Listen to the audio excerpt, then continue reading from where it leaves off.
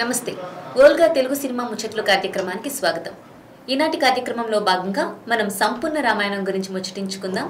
ఈ సినిమా గురించి మనతో మాట్లాడడానికి కళారత్న పవన్ కుమార్ గారు మనతో పాటు మన స్టూడియోలో ఉన్నారు. ఆయనతో మాట్లాడదాం. నమస్తే సార్.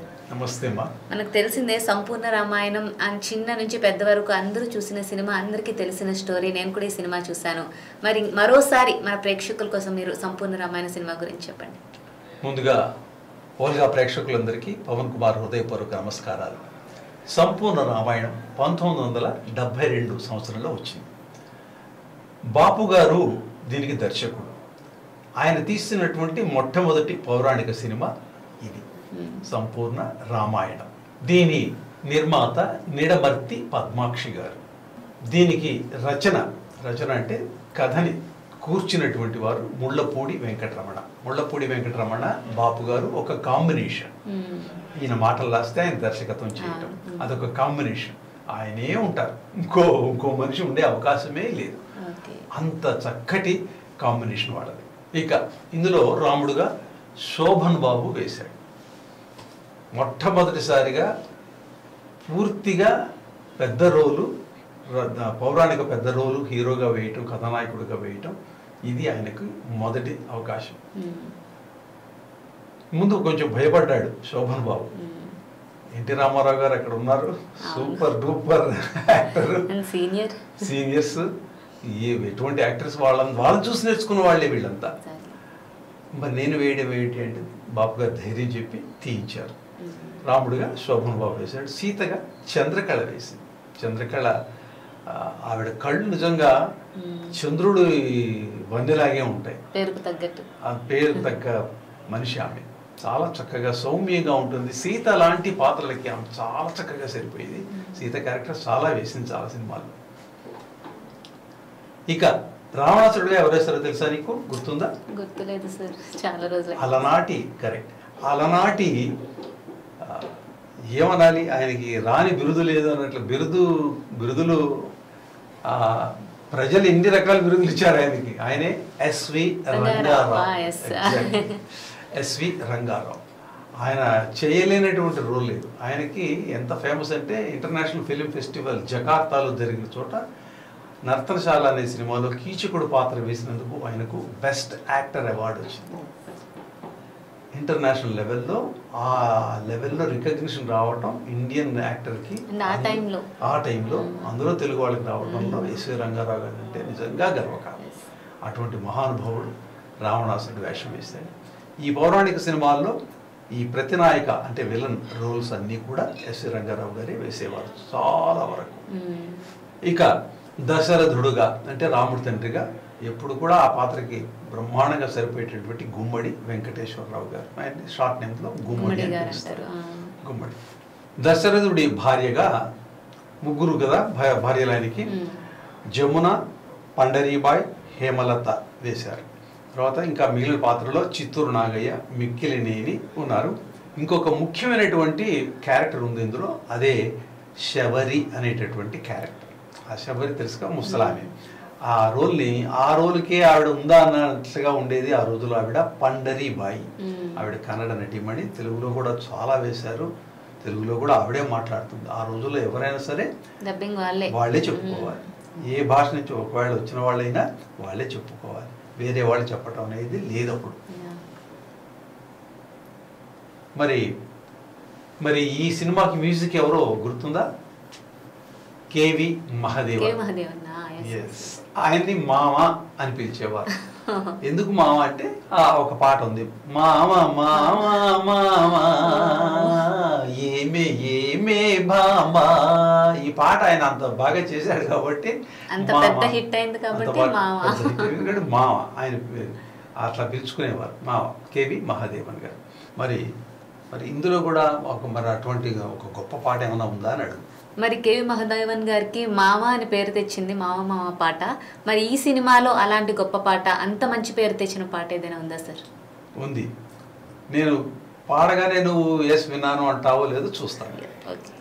రామయ్య తండ్రి ఓ రామయ్య తండ్రి మా నోములన్నీ పండినాయి రామయ్య తండ్రి మా సామి వంటి నువ్వేలే రామయ్య తండ్రి. బాబు ఆగు, అయ్యా నే వత్తుండా బాబు నే వత్తుండా, నీ కాలు దుమ్ము సోకిరాయి ఆడది అయినాదంట. నాకు తెలుసులే నా నాభ మీద కాలు పెడితే ఏమవుతాదో తంట, దయచూపి ఒక్కసారి కాళ్ళు కడగనీయమంట. మూడు మూర్తులా నువ్వు నారాయణమూర్తి వంట రామయ్య తండ్రి ఓ రామయ్య తండ్రి మా నోములన్నీ పండినాయి రామయ్య తండ్రి మా సామి వంటి నువ్వేలే రామయ్య తండ్రి. ఇది మరి ఆ లెవెల్లో ఉందా లేదా? ఇది ఉంది, అది కూడా అంతకు మించి ఉంది, మించి ఉంది. బా ఏం చెప్పావు. అది మామ, అది ఫోక్ టైప్, ఇది కూడా ఫోకే.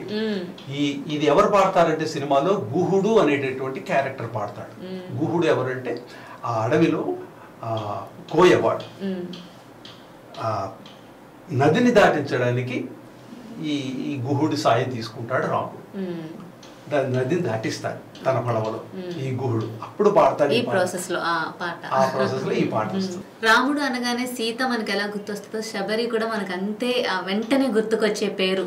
సో మరి ఈ సినిమాలో నాకు శబరికి కూడా ఒక ప్రత్యేకమైన పాట ఉన్నట్టు గుర్తుంది. ఆ పాట గురించి చెప్తారా? ఉంది, అది చాలా సూపర్ డూపర్ హిట్ అయింది. సుశీలమ్మ గారు కమ్మగా పాడారు. ఒక స్పెషల్ ట్యూన్లో చేశారు. అది ప్రశాంతమైన వాతావరణంలో చేశారు. అడవిలో రాముడి కోసం ఎదురు చూస్తూ ఉంటుంది. చనిపోయే లోపల రాముడు వస్తాడు, రామ దర్శనం కావాలని అలా రామనామని జపిస్తూ ఉంటుంది. అప్పుడు పాడుకుంటుంది ఒక పాట. ఊరికే కొలను నీరు ఉలికి ఉలికి పడుతుంది, ఎందుకో నా గుండె అన్నీ కలవరపడుతోంది, ఆయన కోసం ఎదురు చూస్తుంది, అసలే ఆనదు చూపు ఆపై కన్నీరు, ఒకవేళ తీరా దయచేసిన నీ రూపు తోచదు అయ్యయ్యో. ఇదంతా ఎట్లాగంటే ఫాస్ట్ బీట్ కాకుండా స్లో బీట్లో తీసుకెళ్తాడు. ఎక్కువ మ్యూజిక్ ఉండదు. నువ్వు తీరా వచ్చిన తర్వాత నాకు కళ్ళమ్మ నీళ్ళు అసలే నాకు కనబడదు, ఈ కన్నీళ్ళు వస్తే అసలు నీ రూపు కనబడదు, నువ్వు వచ్చిన ప్రయోజనం ఏంటంటుంది. ఆ విధంగా రాయించారు ఈ పాటని. అలాగే సార్ మనం చూస్తే లవకుశ సినిమా చూసుకుంటే అది ఒక పార్ట్. ఇలాగ రామాయణం గురించి వచ్చిన ప్రతి సినిమా ఒక కొంత పార్ట్ మాత్రమే తీయడం జరిగింది. కానీ సంపూర్ణ రామాయణం అనేది మొత్తం రామాయణం స్టోరీ మొత్తం ఆ సినిమాలో ఉంటుంది. మరి ఇంత పెద్ద సినిమా తీయడానికి ఎంత కాలం పట్టింది? ఏ విధంగా తీశారు సినిమాని? మంచి ప్రశ్న వేశావు. బాపు గారు ఒక మంచి చిత్రకారుడు, అంటే బొమ్మలు వేసే ఆయన కాబట్టి ఆయనకు అప్పటికే రామాయణం మీద బోల్డ్ని బొమ్మలు మొత్తం వేసేసి ఉన్నారు. ఆయన తను చెప్పేది సాధారణంగా స్క్రిప్ట్ మనం మాటల్లో రాసుకుంటాం.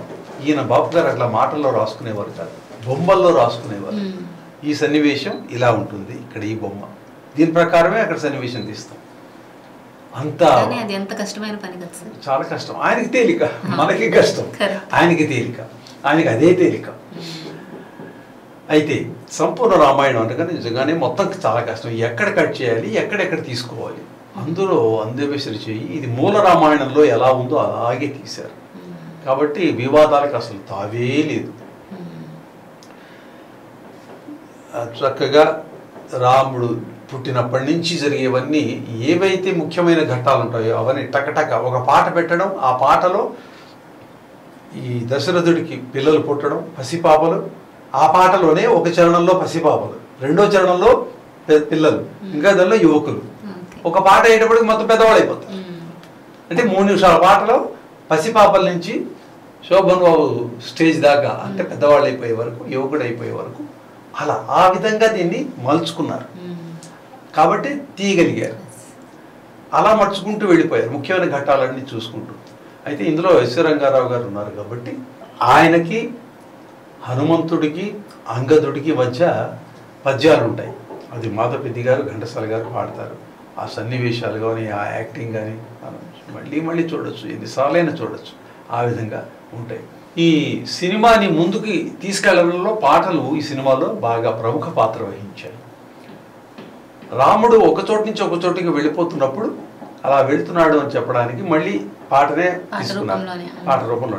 వెడలెను కోదండ పాణి, వెడలెను కోదండ పాణి, అడవుల వెంబడి అలా ఎక్కడెక్కడికి వెళ్తున్నాడు, ఏమేం చేస్తున్నాడు, ఇవన్నీ కూడా పాట రూపంలో పెట్టేస్తారు. ఈ 3 నిమిషాలు 4 నిమిషాలు 5 నిమిషాలు ఈ పాట ఒక 3 పార్ట్స్గా వస్తుంది. వెడలేను కోదండ పాణి అనేది ఎక్కడెక్కడ తిరిగాడు, ఆ తిరిగిన ప్రాంతాల్లో అన్నింటల్లా ఇక్కడ ఈ పాట పెట్టడం, అక్కడికి వెళ్తున్నాడు అని చెప్పడం, ఇంకా మళ్ళీ అక్కడికి వెళ్ళి అంతా చూపించక్కర్లేకుండా అంతే ఆ పాటలన్నింటిలోనే స్టోరీని చెప్పడం జరిగింది. ఆ విధంగా సంపూర్ణంగా తీయడం కుదిరింది, వీలైంది.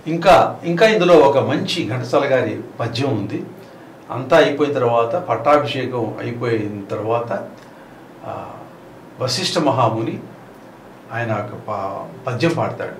సర్వమంగళ గుణ సంపూర్ణుడగు నిన్ను నరుడు దేవునిగా నరయుగాత, రామవాక్యమనిన తిరుగనిదని అర్థమగునుగాక, రమ్య గుణధామ రఘురామ రామ రామ.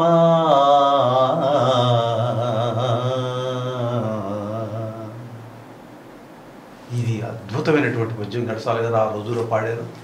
ఈ పద్యం కోసం మళ్ళీ మళ్ళీ చూడటం, రేడియోలో ముఖ్యంగా ఈ పద్యం వచ్చేది అందరికీ బై హార్ట్ వచ్చేసింది. ఎక్కడ మళ్ళీ చూడడం రాసుకోవడం లేదు, వినటమే. దీని శృత పరిజ్ఞానం అంటారు, పరిజ్ఞానం. విని వచ్చేసేవి అలాగా. డైలాగులు కానీ, సన్నివేశాలు కానీ, పాట కానీ, ముఖ్యంగా పాట అన్నీ విని నేర్చుకున్నవి. ఆ రోజుల్లో ఎంటర్టైన్మెంట్కి వేరే ఏమి లేవు కాబట్టి రేడియో లేదా సినిమా హాల్. ఈ సినిమా హాల్ కన్నా ముందు పాటలు రిలీజ్ చేసేవారు. ఇవన్నీ విని ఇవన్నీ సినిమాలో ఎలా తీశారో చూడాలి, వెయిట్ చేస్తుండేవారు అన్నమాట, ఎప్పుడు వస్తుంది సినిమా అని. కాబట్టి సక్సెస్ గ్యారంటీ అయిపోయింది. అంటే పాటలు ఎంత గొప్పగా ఉన్నాయో రుచి చూపించడం, వాటిని అంత అందంగానూ చిత్రీకరించి వీళ్ళ ఎక్స్పెక్టేషన్కి ఏమాత్రం తగ్గకుండా తీశారు. కాబట్టి అది సూపర్ హిట్ అయింది. సార్, మీరు ముందుగా చెప్పినట్లుగా మొదటి పౌరాణిక సినిమా ఇది మనకు సంపూర్ణ రామాయణం. అలాగే రాముడిగా శోభన్ బాబు గారు వేయడం అండ్ బాపు గారు మొదటి పౌరాణిక సినిమా కావడంతో దీనికి ఏమైనా విమర్శలు ఏమైనా ఎదుర్కొనే పరిస్థితి ఏమైనా వచ్చిందా? చాలా వచ్చింది. శోభన్ బాబు రాముడిగా వేస్తే జనాలకి నచ్చలేదు. సినిమా రిలీజ్ అయిపోయింది, 2 వారాలు జనాలు వెళ్ళలేదు థియేటర్లకి. ఇంత జరిగింది స్టోరీ. మనం ఇప్పుడంటే బాగా చెప్పుకుంటున్నాం కానీ ఎప్పుడు కూడా అప్పుడు వాళ్ళు పడ్డ కష్టాలు ముందు చాలా ఉంటాయి. సినిమా సక్సెస్ చేయడం అంటే మాటలు కాదు. 2 వారాలు శోభన్ బాబు రాముడు ఏమిటి, ఎన్టీ రామారావు రాముడు, ఇంకొకటి ఊహించుకునే స్థితే లేదు అని వెళ్ళలేకపోతే అప్పుడు శోభన్ బాబు కూడా బయటికి రావడానికి భయపడ్డాట. ఆ లెవెల్కి వెళ్ళిపోయింది. అంత నెగిటివిటీ వచ్చింది, దానికి వ్యతిరేకత వచ్చింది. సరే, ఇక ఆరుద్ర గారు ఒక కమ్యూనిస్టు భావాలు కలిగినటువంటి రచయిత, పాటలు కానీ మాటలు కానీ. అట్లాగే ముళ్ళపూడి వెంకటరమణ గారేమో కామెడీ టైపు, బాపు గారు కూడా కామెడీ టైప్. ఆయన బొమ్మలన్నీ కూడా జోక్స్ మీద ఎక్కువగా ఉండేవి. సిరీస్ వేస్తారు కానీ ఎక్కువగా జోక్స్ అవి చాలా చక్కగా వేస్తున్నారు. వీళ్ళు ముగ్గురు కలిసి పౌరాణిక సినిమా తీయడం ఏమిటిది చాలా నోడు నొక్కుకున్నారట. ఇది ఎలాగో పోతుంది, అయ్యి ఆడేది కాదు, చేసేది కాదు అని అనుకున్నారు. ఇంత జరిగింది అంటే ఎంత నిరుత్సాహపడి ఉంటారు అప్పుడు టీం అంతా. ఇంకా ఇవే కాకుండా ఇప్పుడు మీరు చెప్పిన విషయాలే కాకుండా ఇంకా ఏమైనా తెర వెనుక జరిగిన విషయాలు మీకు ఏమైనా జ్ఞాపకం ఉన్నాయా? జరిగాయి. వాళ్ళు ఏం చెప్తారంటే సినిమా ఇండస్ట్రీలో ఒక విషయం చెప్తారు, అది నిజమే అయి ఉంటుంది, ఎంతవరకు నిజమో మనకైతే కరెక్ట్గా తెలియదు. బట్ టాక్ ఏం నడిచేదంటే బాపు రమణ గారు ఎందుకైనా మంచిదని ఎన్టీ రామారావు గారి దగ్గరికి, అంటే ఆ రాముడు క్యారెక్టర్ ఎవరైతే పండించి ప్రజల హృదయాల్లో రాముడుగా కృష్ణుడిగా నిలిచిపోయాడో ఆయన దగ్గరికి వెళ్ళారట. మేము ఇలాగ సంపూర్ణ రామాయణం తీయబోతున్నాము, మీ దగ్గరికి వచ్చాము, మీకు తెలియజేస్తున్నాము, మీ ఆశీస్సులు తీసుకుంటున్నాము, ఇలాగా ఏదో చక్కగా వెళ్ళి మాట్లాడారట. అయితే అంతా బాగానే ఉండేది. ఆయన కూడా అప్పటికే సముద్రాల గారి చేత ఎప్పుడో శ్రీరామ పట్టాభిషేకం అనేటటువంటి టైటిల్తో మొత్తం రామాయణం అంతా తీయాలని ఆయన స్క్రిప్ట్ రాయించుకున్నారు, ఎప్పుడో రాయించి పెట్టుకున్నారు. ఆయన కూడా తీద్దామని కూర్చున్నారు, మొదలు పెడదామని ఆయన చూస్తున్నారు. ఆ టైంలో సరిగ్గా వీళ్ళు వెళ్ళారు. ఎనీ టైం అనుకోండి, ఇంకా ఆయన స్టార్ట్ చేయలేదు, ఎన్టీ రామారావు గారు స్టార్ట్ చేయలేదు, ఎనీ టైం అన్నట్లుగా ఉన్నారు ఆయన. మరి వీళ్ళు వెళ్ళారు. వీళ్ళు వెళ్ళారంటే మరి అంత రెడీ అయితేనే వెళ్తారు, ఊరికి వెళ్ళి చెప్పరు కదా, ఏదో చిన్నపిల్లల ఆట కాదు కదా. అయితే రామారావు గారు అన్నారట, మరి నేనైతే ఇలా అనుకున్నాను, నేను కనుక షూటింగ్ మొదలుపెట్టి తీస్తే మరి సమస్యలు ఏమైనా వస్తాయేమో, ఇబ్బంది పడతారేమో, రాముడుగా ఆయన తీస్తున్నారు, ఎన్టీ రామారావు తీస్తున్నారు, వీళ్ళు తీస్తున్నారు, చూడండి ఆలోచించండి అని ఆయన చెప్పాల్సిందో చెప్పేశారు. ఇది నడిచింది. అంటే ఆయన దగ్గర నుంచి కేవలం ఆశీస్సులే వస్తాయి, గో హెడ్ బ్రదర్ అని అంటారేమో అనుకుని వీళ్ళు వెళ్ళారు. కానీ అనుకోకుండా ఆయన కూడా తీయాలనుకోవడం, దానికి ఎవరు బాధ్యులు కాదు, గుండెలో రాయబడింది వీళ్ళకి. సరే ఇంకా ఇలా అన్నారన్నప్పటికీ ఇంకేముంది, ఇంకా అది ఆయన తీస్తే ఇంకా గాలి కొట్టుకుపోతుంది అదే మీనింగ్, అంతే కదా, అదే ఆ మీనింగ్. కానీ వాటన్నిటికీ భయపడలేదు బాబు, ఎందుకంటే అంత నమ్మకం ఉంది ఆయనకి. మొదటిసారిగా తీస్తున్నాడు, ఎందుకంటే తన బొమ్మల మీద తను చెప్పదలుచుకున్న దాని మీద. బాపు గారు రాముడు బొమ్మ గీస్తే రాముడి కన్నా బాగున్నాడు అనిపిస్తాడు, అంత బాగా గీస్తాడు. దాన్ని తెర మీద చూపించాలని ఆయన పట్టుదల. ఒక్క రాముడే కాదు, మొత్తం రామాయణాన్ని చూపించాలి. అంత ఊహ చక్కగా ఆయన అనుకున్నట్లుగానే చూపించారు, అంత హిట్ అయింది.